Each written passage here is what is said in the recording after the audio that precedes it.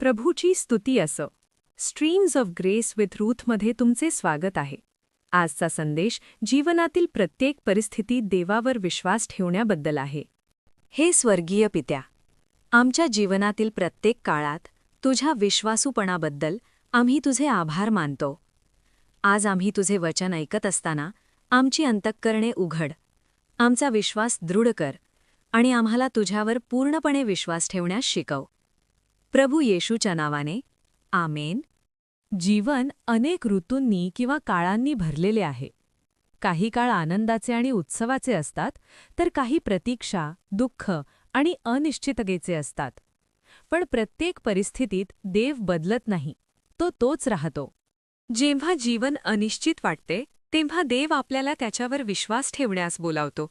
देवावर विश्वास ठेवणे म्हणजे सर्व काही सोपे होईल असे नाही, तर त्याचा अर्थ असा आहे की तो आपल्या कल्याणासाठी, भल्यासाठी कार्य करत आहे यावर आपण विश्वास ठेवतो. बायबलमध्ये नीतिसूत्रे 3:5-6 मध्ये असे म्हटले आहे की तू आपल्या पूर्ण अंतःकरणाने परमेश्वरावर भाव ठेव आणि आपल्याच बुद्धीवर अवलंबून राहू नको. आपल्या सर्व मार्गांत त्याला मान दे, म्हणजे तो तुझे मार्ग सरळ करील. प्रतीक्षेचा काळ म्हणजे वाट पाहण्याची वेळ कठीण असू शकतो.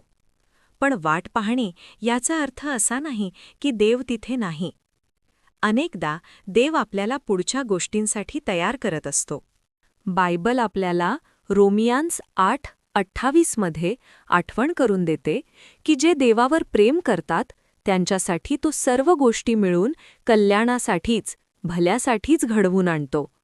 आज तुम्ही कोणत्याही परिस्थितीत, काळात असलात तरी देव तुमच्यासोबत आहे. तो तुम्हाला पाहतो, तो तुमच्यावर प्रेम करतो आणि तो तुम्हाला कधीही सोडणार नाही.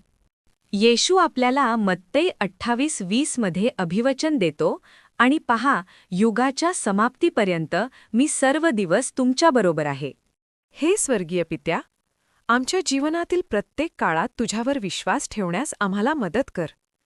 अनिश्चिततेमध्ये आम्हाला शांती, अशक्तपणात सामर्थ्य आणि दररोज तुझे अनुसरण करण्यासाठी विश्वास दे. येशूच्या नावाने आमीन.